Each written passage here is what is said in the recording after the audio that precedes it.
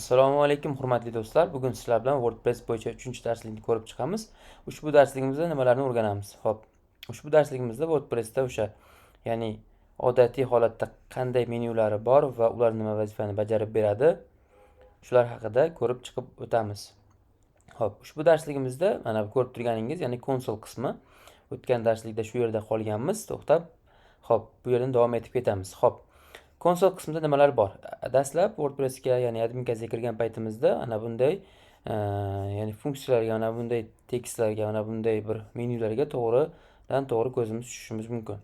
Xo'p, birinchi navbatda bu konsol qismi hisoblanadi va WordPressga kirish haqida aytadi. Buni bizga shart emas, o'chirib olamiz. Xo'p, ko'rib turganingiz состояние здоровья сайти. Bu nima degani? Bu ya'ni saytning umumiy holati, ya'ni qaysidir pluginga deymizmi, qaysidir bir qo'shimcha sahifa deymizmi, qo'shimcha qanaqadir bir yuzerlar bo'lishi mumkin. Shuni haqidagi ma'lumotlarni berib turadi. Ya'ni saytni qanday holatda ekanligiga bu.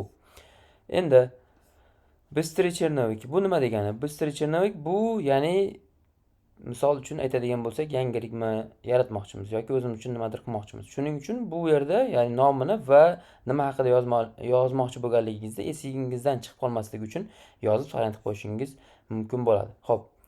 Navidu bu nima degani? Navidu degani ya'ni umumiy saytning holati. Ya'ni aytaylik, hozirgi holatimizda bizda ya'ni pamalchani holatda bitta zapis. Zapis nima bu? O'sha yangilik. Hozir batafsil bu haqida tushuntirib o'tib ketaman. Xo'p, straniца, sahifa, kommentariya bu o'sha postga qoldirilgan kommentariya hisoblanadi. Xo'p, keyingisi новости va мероприятия WordPress. Ya'ni bu WordPress haqidagi, ya'ni oxirgi yangiliklarni bizga ko'rsatib va tanishtirib o'tib ketadi. Xo'p, aktivность, ya'ni oxirgi marta qo'shilgan postlar. Bu Privet Mir, bu bugun, ya'ni hozirgidan bo'lib o'tgan, ya'ni qo'shilgan yangilik. Ya'ni yangilik haqida yoki kommentariyalar oxirgi qo'shilganlarni ko'rib chiqib tursak bo'ladi. Endi bu yerda e'tibor beradigan bo'lsak, настройкаga kiramiz va помощь menyulari bor. Men o'zim odatda bu holatda men o'zim uchun kerak bo'ladigan, ya'ni Navidu, Activность, Быстрый черновик va новостlarni o'chirib qo'yaman, yoki menga ular kerak emas. O'zim kerak bo'lgan narsa ya'ni bu состояние здоровья сайт, ya'ni saytning holatini ko'rib turish uchun faqat shuni olib qo'yaman. Xo'p, endi chap tomonga qaraydigan bo'lsak, bizda menyularni ko'rib chiqishimiz mumkin. Xo'p, bu qanday menyular? Bu example, ya'ni bu saytga o'tish, ya'ni bu saytga o'tadigan bo'lsak, saytni odatiy holatiga o'tamiz. Buni hozir ko'rib chiqamiz.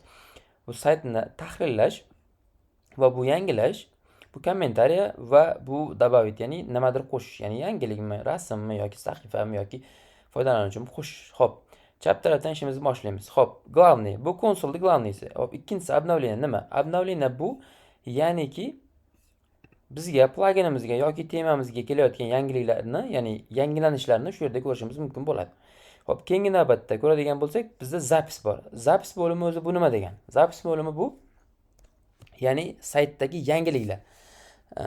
Yangiliklar qismi. Ya'ni bu yerda ko'radigan bo'lsak, bizda hamma zapislar degan bo'limimiz bor. Xo'p, bu qanday bo'lim? Bizda odatda WordPressni yangi o'rnatgan paytimizda odatda bitta yangilik, ya'ni Salom dunyo degan yangilik o'zi qo'shilgan bo'ladi. Avtori ya'ni o'zimiz tomonimizdan, ya'ni admin tomonidan. Xo'p, tekshirib ko'rib o'tib ketamiz. Xo'p, bu yerda ko'radigan bo'lsak, добавить запись, ya'ni yangi zapis qo'shish menyusi, ya'ni bo'limi bor. Xo'p, bu yerdan poisk qilib, ya'ni nechta ham bir yangilik bo'ladigan bo'lsa, o'zimizga kerak bo'lganini mana bu yerdan topsak bo'ladi. Xo'p, e'tibor beradigan bo'lsak, bu yoqda zagolovka, bu ya'ni yangilikning nomi. Keyin kim tomonidan qo'shilgani, avtori va rubrika. Rubrika mana chap tarafimizda ham bor. Bu nima degani? Rubrika bu yangiliklarni bo'limi, ya'ni bizning tilimizda aytganda, siz bilan biz tushunadigan tilda aytganda kategoriyalarimiz. Xo'p, ushbu kategoriyalarni biz o'zimiz qo'shishimiz mumkin bo'ladi. Hozir bizda bitta pamalchani bo'lganligi uchun bez rubrika, ya'ni kategoriyasiz degan xo'p, bo'limimiz bor ekan. Xo'p, buni aytaylik biz yangilik deb yozib qo'yamiz, misol uchun yangilik. Ya'ni bu yarligini ham yozsak bo'ladi, uni yoki pamalchani o'zi olib oladi. Xo'p, yangilik. Endi bu родительский bo'lganligi uchun buni o'zini qoldiramiz va bu yerga ya'ni biroz ma'lumot yozib qo'ysak bo'ladi. Bu yangilik haqidagi ozgina ma'lumot, yangilikni bo'limi haqidagi ozgina ma'lumot hisoblanadi. Xo'p, endi e'tibor beradigan bo'lsak, bu yerda mana rubrikamiz o'rnida yangilik rubrikasi qo'shildi. Xo'p, metka. Chap tarafda qaraydigan bo'lsak, metka. Metka bu nima? Metka bu siz bilan biz bilgan hashtag hisoblanadi. Ya'niki biz yangilik qo'shayotganimizda, misol uchun, qanaqadir yangiliklarni qo'shdik va aytaylik bu yangilik misol uchun, e, ya'ni Apple haqida bo'ldi. Apple haqida bo'ladigan bo'lsa, ya'ni Apple o'zini mahsulotlarini iPhone yoki qanaqadir e, MacBook kompyuterlar bo'ladigan bo'lsa, biz misol uchun aytishimiz mumkin bu yoqqa aytaylik Apple misol uchun yozib qo'yadigan bo'lsak, bu bitta hashtag vazifasini bajarib beradi. Endi biz aytaylik yangilik qo'shmoqchimiz, bitta yangilik qo'shmoqchimiz. Xo'p, yangilik qanday qo'shiladi? Shuni ko'rib chiqamiz. Ha, bu yerda qolib ketgan narsa bu kommentariya. Kommentariya ham по умолчанию, ya'ni odatda bir dona kommentariya qo'shilgan bo'ladi. Xo'p, ichiga kiradigan bo'lsak, ya'ni biz o'zgartirmoqchimiz. Yo'q, keling biz o'zgartirmaymiz va yangi qo'shishga harakat qilib ko'ramiz siz bilan biz. Добавить zapisni bosamiz. Bosadigan bo'lsak, bizda bu yerda добавить заголовки, ya'ni yangilikning nomini kiriting deyapti. Yangilikning nomi aytaylik. Ya'ni misol uchun Apple mahsulotlari misol uchun narxlari qimmatlashdi yoki bozor iqtisodi pastga ketdimi degan masalada buni nomini qo'yamiz. Va bu yerga esa biz tekstni yozib ketamiz. Ya'ni описание nimadirlarni yozganimizdan keyin o'ng tarafda qo'yadigan bo'lsak, blog bor va zapis bo'limi bor. Endi bu yerda ko'radigan bo'lsak, bu stil. Stil mana misol uchun mana ko'rib turishingiz mumkin. Mana bu holatda stil yozishingiz mumkin, annotation stil yozishingiz mumkin. Bu stillarni qisqacha qilib aytganda shu yerda yozishingiz mumkin. Bu svet, tekstniki, fondniki, aytaylik qanaqa fond bo'lsin, qanaqa bo'lsin mana bunday qilib belgilab, ya'ni razmerlari kichkina bo'lsinmi, katta bo'lsinmi, ya'ni razmerlar o'zimiz holatda yana qo'shsak ham bo'ladi. Misol uchun внутренний, внешний отзывlarini misol uchun aytaylik mana bunday qilib qo'shsak bo'ladi, bunday qilib katta qilsak bo'ladi. Xo'p, pastga aytadigan bo'lsak, ramka bo'lsinmi yoki yo'q, ya'ni kelachakda radiusli bo'lsinmi, mana misol uchun aytaylik mana bunday qilsak radiusli bo'lsinmi, qanaqa bo'lsin, дополнительныйga misol uchun klasslarni qo'shib o'zimiz klass bersak bo'ladi. Xuddi shunday qilib bu yerdan o'zimiz uchun mana qo'shishimiz mumkin. Ya'ni statusi qanday holatda turibdi, опубликовать сразу qilamiz, yangilikning nomi, admin kim tomonidan qo'shilyapti va aytaylik formati qaysi formatda qo'shilyapti, rubrikasini bu yerdan tanlashimiz mumkin. Ya'ni yangilik rubrikasi bo'lyapti bizda va hashtagni bu yerga yozishimiz mumkin. Bizda qanaqa hashtagimiz bor edi? 3 ta mana Apple bor edi, o'zidan o'zi kelib chiqdi va biz bu yerda mana установить изображение, keyin o'zimiz uchun rasm qo'yishimiz mumkin. Endi rasmni hop skachat qilib olamiz internetdan aytaylik. Bitta rasm bo'lsin, misol uchun imagedan bitta rasm olaylik-da o'zimiz uchun sinab ko'raylik. Aytaylik mana bu rasmni biz olib sinab ko'rmoqchimiz. Hop, kiramizda bu yerdan hop рабочий stolimizdan rasmimiz qayerga tushdi? Загрузканчиga tushdimi? Ha, загрузканчиga tushibdi. Bunday qilib ko'rib o'zimiz uchun bitta rasmni oldik. Mana misol uchun опубликовать qilib yubordik postimizda. Bu post uchun. Endi postni yana ko'rib chiqamiz. Hop, bu yerda yangiladigan bo'lsak, mana yangilikning nomi degan bitta, ya'ni postimiz bizga hozirgina qo'shildi. Endi yangilik bo'limi bilan tanishib chiq va keyingi bo'lim media fayl bo'limi. Media fayl bu nima bo'lim? Bu medialar, ya'ni rasm, fayl larni bu yerga qo'shishimiz mumkin bo'ladi. Hozirgi qo'shgan rasmimiz mana bu yerda turibdi. Bu yerdan ko'rinishlarini va formatlarini va qaysi holatdagini filtrlab olsak bo'ladi.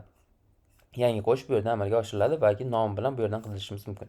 Hop, keyingi stranica bo'limi. Stranica bo'limi nima? Stranica bo'limi bu, ya'ni o'sha sahifa bo'limi hisoblanadi. Bu yerdan o'zimiz uchun biz sahifalarni qo'shib olsak bo'ladi. Aytaylik, bu yerga misol uchun bosh sahifa deb qo'yishimiz mumkin. Misol uchun bosh sahifa. Aytaylik, hop, bu yerdan bizga ya'ni по умолчанию shablondan ko'rsatib beryapti.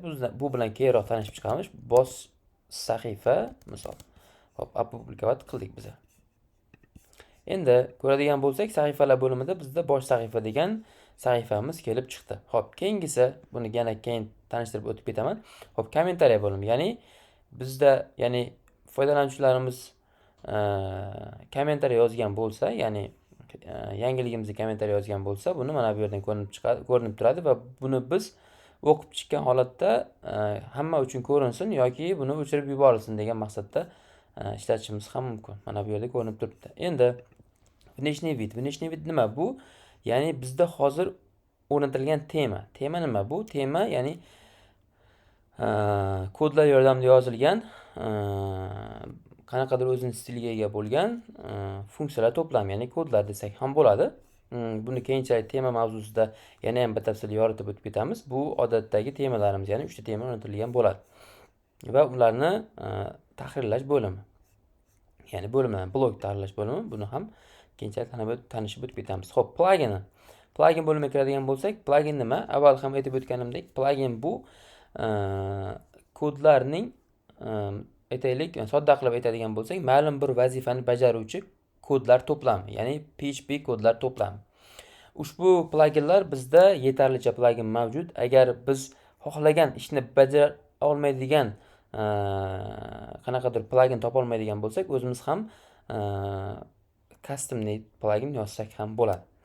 Hop, bu yerda o'sha pamalchani temalari, pluginlari turibdi. Buni ham batafsil nima vazifa bajarishini tanishib o'tib ketamiz. Hop, keyingi bo'limga o'tadigan bo'lsak, user bo'limi, ya'ni user kim?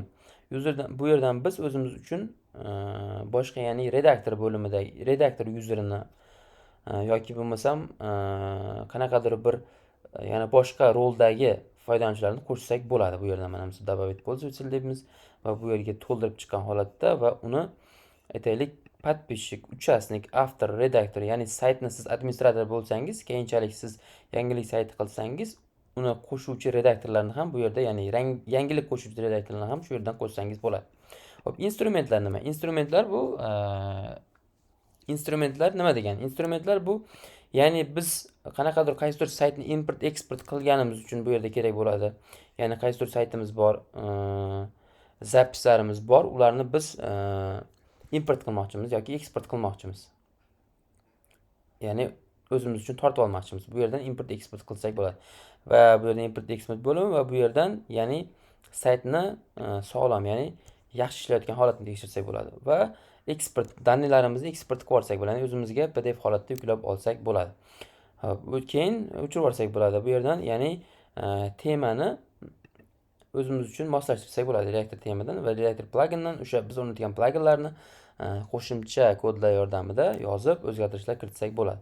Va настройка oxirgi menyumiz. Настройка nima degani? Настройка bu yerda siz bilan biz dastlab saytning nomini yozib o'tib ketdik. Bu yerdan o'zgartirsak bo'ladi va kichkinagina bu yerga краткое описание, qisqacha matnni yozib o'tib ketsak bo'ladi. Bu bizga nima uchun ishlaydi? Bu yerda tepada saytimiz ochilgan paytda example va chiziqcha qanaqadir bir aytaylik, example, misol uchun website deb yozadigan bo'lsak, bu yerda tepada ko'rinib turadi. Uni ham ko'rib ketamiz. Ikonka sayt. Bu nima degani? Bu yerdagi favicon, mana bu yerda ko'rinib turgan ikonkani yo'lash uchun. Bu yerga tavsiya qilinadi 1 ga 1, ya'ni 512 yoki 512 rasmlarni yuklashga. Va bu yerda, ya'ni bizning saytimizda linki, ya'ni URL.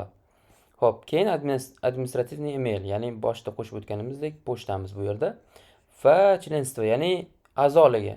Любой odam zaregistrироваться qila oladi degan bosadigan bo'lsak, hamma odam kirib registratsiya qilishi mumkin. Va kirayotgan odam qaysi rol bilan kiradi? Dastlab подписчик rolda registratsiya bo'lishi mumkin. Endi bu yerda ko'radigan bo'lsak, bizning tilimiz rus tilida turibdi va UTS 3 bu bizniki UTS 5 bo'lganligi uchun o'zgartirib qo'ysak va hozirgi soatimizni ko'rishimiz mumkin bo'ladi. Bu yerdan format, kunlarni formati, ya'ni mana bunday holatlarda biz qilishimiz, tanlashimiz mumkin yoki произвольni o'zimiz xohlaganda qilishimiz mumkin. Soatlari mana 19:55 hozirda yoki bo'lmasam 7:55 qilsangiz bo'ladi yoki bo'lmasam произвольно qilib o'zingiz uchun qilsangiz bo'ladi.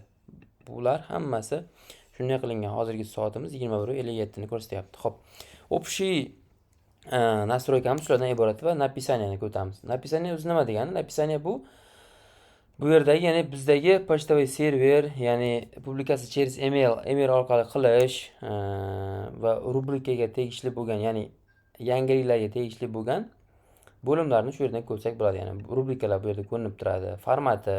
Formatni keyinchalik o'zimiz ham qo'shsak bo'ladi. Bu yerdan ko'rib turishimiz mumkin. Чтение bo'limi. Bu nima degani?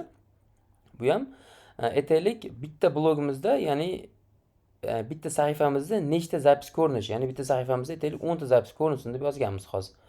Va biz lentalarimizda, ya'ni arxiv faylimizda ham 10 ta element, ya'ni 10 ta zapis ko'rinsin deb yozganmiz. Endi keyingisiga o'tadigan bo'lsak, bu rs lenta, ya'ni bu lenta nima degani? Bu degani zapis, ya'ni qo'shayotgan zapisimiz degani. Bu degani, ya'ni dastlab sahifamizda o'sha tekstdan, biz qo'shayotgan tekstdan olsinmi ozgina ma'lumotni yoki bo'lmasam alohida atribgidan olsinmi? Atribgidan ko'rib o'tib ketamiz. Atribgi degani qisqacha tekstcha degani, ya'ni qiziqtiradigan tekst degani. shuni bundan oladigan bo'lsa, ya'ni qiziqtirgan tekstni ko'rsatadi. Agar buni qiladigan bo'lsak, tekstni ichidan o'zi sonni cheklab olingan holatda o'zi ko'rsatadi. Va bu o'sha ya'ni indeksировать qilmaslik uchun yoqib qo'yganmiz. Saytlar to'liq holda tayyor bo'lgandan keyin buni yoqish tavsiya etiladi. Ya'ni Google indeksировать qilish uchun. Hop, obsуждение nima bu? Ya'ni aytaylik statsiya, ya'ni statsiya bu zapislar degani. Zapislar nima degani? Bu aytaylik misol uchun biz avtomatik obsуждение старый zapisni o'chirib qo'yishimiz mumkin. Ya'ni 14 kundan o'tib ketgan zapislarni biz obsуждениесini, ya'ni kommentariyasini o'chirib qo'yishimiz mumkin va avtorda misol uchun aytaylik pochtasi ko'rinsinmi, ko'rinmasinmi, bularni belgilab qo'ysak bo'ladi va aytaylik avtordan misol uchun kommentariya olamizmi yoki yo'qmi, shularni ham bu yerdan belgilab qo'ysak bo'ladi va hop, keyingi o'sha stranitsadagi avtorlar kommentariyalar haqida bu yerda kim qoldirib ketdi va proverkada turibdimi yoki yo'qmi, proverka qilib turib kommentariyani chiqaraylikmi yoki proverka qilmasdan chiqaraylikmi degan ma'lumotlarni bu yerdan yoqib o'chirsak bo'ladi. Media fayllar bizda WordPressda asosan media ya'ni rasm yuklanayotganda WordPress o'zi odatda 3 ta razmerda rasmni kesib oladi. Ya'ni 150 ga 150, 300 ga 300, 1024 ga 1024. Buni o'zimiz xohlagandek qilib ham bersak bo'ladi. Ya'ni biz yuklayotgan rasmni WordPress odatda 3 ta rasm qilib o'ziga saqlab oladi. Hop. Bu nima uchun? Bu o'sha kerakli o'lchamlardagi rasmlarni kerakli joyga berishi uchun kerak bo'ladi. Hop. Постоянный ссылка. Постоянный ссылка nima degani? Bu ya'ni yangilik qo'shayotganimizda e'tibor beramiz. Mana bu yerda yangiliklarning nomi kelib chiqadi. Misol uchun aytayotgan bo'lsak, bu mana chislosi kuni bilan mana bu yerda bor. Mana yili, oyi, kuni va post name chiqadi. Bu yerda bo'lsa yili va oyi chiqadi. Bu yerda bo'lsa sifrlar bilan chiqadi. Bu yerda bo'lsa faqat nomini o'zi chiqadi. Misol uchun название запись. Bu yerda bo'lsa произвольni o'zimiz qilishimiz mumkin. Aytaylik, mana bizga bu yoqmayapti. Misol uchun bularni hammasini o'chirgan holatda, ya'ni faqat bizga post ID, ya'ni ID orqali kessin desak, ID orqali yangiliklarimiz ko'rinib turadi. Xo'p, keyingisi privatность. Privatность nima bu degani? Privatность degani ya'ni biz o'sha saytimizdagi politika konfidensialности, ya'ni nima degani? Shu sahifani shu yerdan belgilasak bo'ladi. Qaysi sahifa xuddi shuligini. Ya'ni shu yerdan belgilab, aynan shu sahifa konfidensialностьga ekanligini shu yerdan belgilab qo'ysak bo'ladi. Ya'ni qonun qoidalari degani saytdagi. Xo'p. Endi saytni oldi qismiga o'tamiz. Saytning oldi qismida ko'rib turibmizki, biz qo'shgan, ya'ni blog, mana hozirgi blogimiz ko'rinib turibdi mana. Ikkita blogimiz ko'rinib turibdi. Bu WordPressning eng dastlabki ko'rinishi bo'ladi. Bugun uchun darsimiz shulardan iborat edi va keyingi darsda yana ham batafsil ma'lumotlarga ega bo'lamiz. E'tiborlaring uchun rahmat. Agar kimdadir savollar bo'ladigan bo'lsa yoki tushunmovchilik bo'ladigan bo'lsa, bemalol yozishlaring mumkin. YouTube sahifamizda barcha ijtimoiy tarmoqlarimizga linklar qo'yilgan. Bemalol yozishingiz mumkin. Qo'ldan kelgancha javob beramiz. Sog' bo'lasizlar.